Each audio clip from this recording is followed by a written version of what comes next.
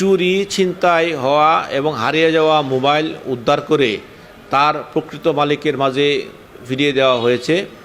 বুধবার বিকেলে ময়মনসিংহের মুক্তাগাছা আর্ম পুলিশ ব্যাটালিয়ন অফিসে এক অনুষ্ঠানের মাধ্যমে এসব মোবাইল তার প্রকৃত মালিককে ফিরিয়ে দিয়েছেন। সকাল 10টা বা 11টার দিকে আমার ফোনটা বাস থেকে আর কি চুরি হয়ে যায়। ব্যাগ সহ ব্যাগে 2টা ফোন ছিল, তো একটা বক্স না থাকে আমি জিডি করতে পারি নাই। 25 তারিখ রাতেই আমি কোতোয়ালি থানায় জিডি করি। জিডি করার পরের দিন আমি নিউজে দেখি, যমুনা নিউজ সহ বিভিন্ন পেজে গ্রুপে আমি দেখতে পাই A2PBN আর ব্যাটালিয়ন পুলিশ মুক্তাগাছা সম্পর্কে যে ওনারা হারানো ফোনগুলো উদ্ধার করে দেয়।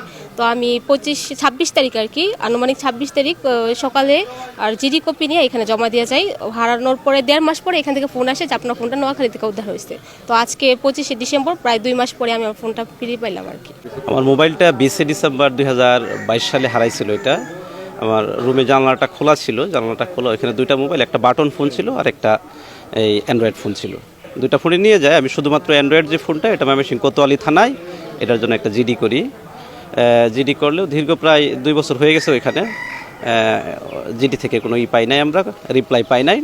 তারপর গত নভেম্বর মাসের 8 তারিখ আমরা 2APBN যেটা মুক্তাগাছা, এখানে আমরা ওই তাদের ফেসবুক যে পেজটা আছে ওই পেজে আমরা এই জিডির কপিটা আপলোড করার পরে ওনারা প্রায় ওই 1 মাস 15 দিনের ভিতরেই মোবাইলটা খুঁজে আমাদের কাছে আজকে পৌঁছায় দিল। আপনারা জানেন যে বিভিন্ন কারণেই কিন্তু মোবাইল হারিয়ে যায়, চুরি হয়ে যায়, ছিনতাই হয়ে যায়। এই হারিয়ে যাওয়া মোবাইল, চুরি হওয়া মোবাইল এবং ছিনতাই হওয়া মোবাইল উদ্ধারের জন্য বা তারা কিন্তু পুলিশের দ্বারস্থ হয়, কিন্তু অনেক সময় দেখা যাচ্ছে যে দীর্ঘ শত্রুতার কারণে পুলিশ এই মোবাইলগুলো উদ্ধার করে প্রকৃত মালিকের কাছে ফেরত দিতে পারে নাই।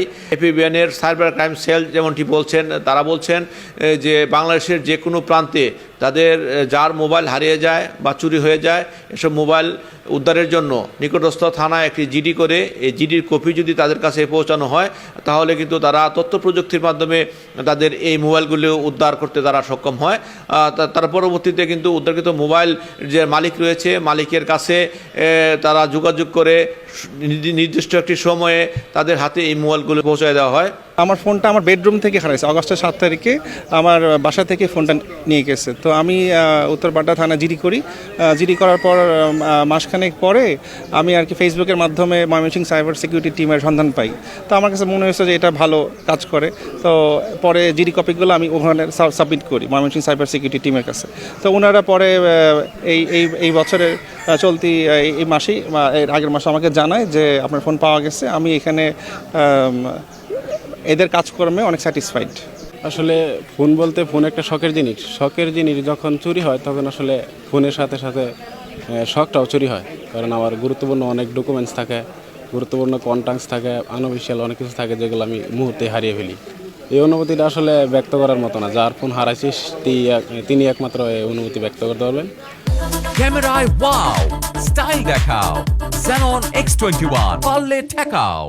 যাদের আইডি হ্যাকড হয়ে যায়, ফেসবুক আইডি হ্যাকড হয়ে যায়, ফেসবুক আইডি হ্যাকড হয়ে গেলে এই মোবাইল হারানোর মতোই কিন্তু ফেসবুক আইডির হ্যাকড হলে কিন্তু একটা জিডি করে যে কোনো নিকটস্থ থানায় একটি জিডি করে জিডির কপি যদি তারা আর্ম পুলিশ ব্যাটালিয়নের যে সাইবার ক্রাইম সেল রয়েছে তাদের কাছে পৌঁছায় দেওয়া হয়, তাহলে কিন্তু তারা আইডি হ্যাকড হওয়া আইডি কিন্তু তারা তথ্য প্রযুক্তির মাধ্যমে তারা ফিরিয়ে দিতে সক্ষম হয়।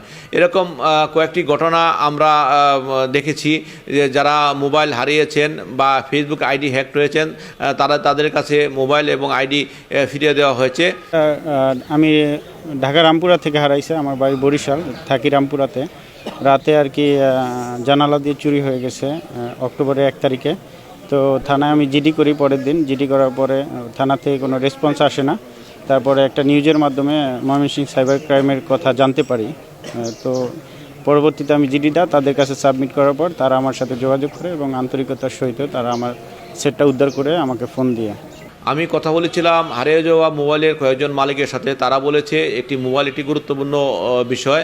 এখানে অনেক ডকুমেন্টস থাকে, অনেক ছবি থাকে, অনেক গোপনীয় বিষয় থাকে। এগুলি হারিয়ে গেলে তাদের মন ভীষণভাবে খারাপ হয় এবং তারা যে কোনো সময় যে কোনো ঝুঁকিতে পড়তে পারে বলে তারা বলছেন। ফেসবুক আইডি প্রত্যেকের কাছে একটি গুরুত্বপূর্ণ বিষয়। এই ফেসবুক আইডি হ্যাক হয়ে গেলে হ্যাকাররা কিন্তু এই আইডির মাধ্যমে বিভিন্ন অশ্লীল ছবি এবং বিভিন্ন ক্ষুদে বার্তা, বিভিন্ন অপরাধমূলক কর্মকাণ্ডগুলো তারা সংগঠিত করতে পারে। এই জন্যই কিন্তু তারা বলেছেন যে ফেসবুক আইডি হ্যাক হলে সাথে সাথে জিডি করে যদি তাদের জিডির কপি তাদের কাছে পৌঁছানো হয় তাহলে কিন্তু দ্রুত সময়ের মধ্যে তারা তথ্য প্রযুক্তির সহায়তায় তারা কিন্তু এই আইডি ফেরত দিতে সক্ষম হবে। মুক্তাগাছা ময়মনসিংহে আমাদের 2টি সাইবার ক্রাইম সেল রয়েছে, মুক্তাগাছা ময়মনসিংহে একটি, বান্দরবনে একটি।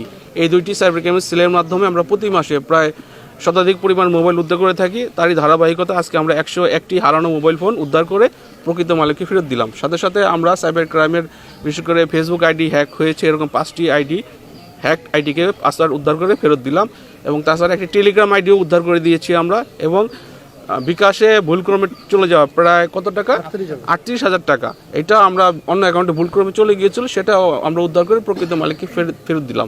আমরা প্রায় 2 বছর ধরে এই কার্যক্রম করছি এবং প্রতি মাসে আমরা এরকম একটা প্রোগ্রাম করে থাকি এবং এই প্রোগ্রামের মাধ্যমে মাসে একটা দিন আমরা সব মালিককে ডেকে, যারা ভুক্তভোগী ভিকটিম তাদেরকে ডেকে আমরা এই তাদের হারানো মোবাইল এবং হারানো টাকা এবং তাদের যে ফেসবুক সমস্যা হয়েছিল সমাধান করার পরে আমরা তাদেরকে সেই সেবাটা বিনামূল্যে আমরা এটা প্রদান করে থাকি। ছিনতাই মোবাইল বা চুরি বা হারানোর যে কোনোভাবে হোক না কেন, থানার জিডির কপি যদি আমাদের কাছে দেওয়া হয় তাহলে সেই জিডির সূত্র ধরে আমরা মোবাইলটা উদ্ধার করে থাকি।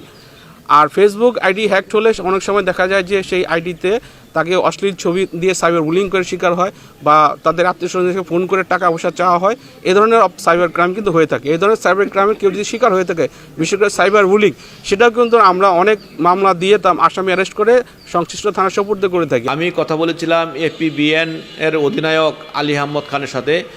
উনি যেমনটি বলেছিলেন যে বাংলাদেশের যে কোনো জায়গায় তাদের হারিয়ে যাওয়া মোবাইল উদ্ধারের জন্য তারা বদ্ধপরিকর। এপিবিএনের 2টি শাখা রয়েছে, সাইবার ক্রাইম সেলের 2টি শাখা রয়েছে, একটি ময়মনসিংহে আর একটি বান্দরবনে।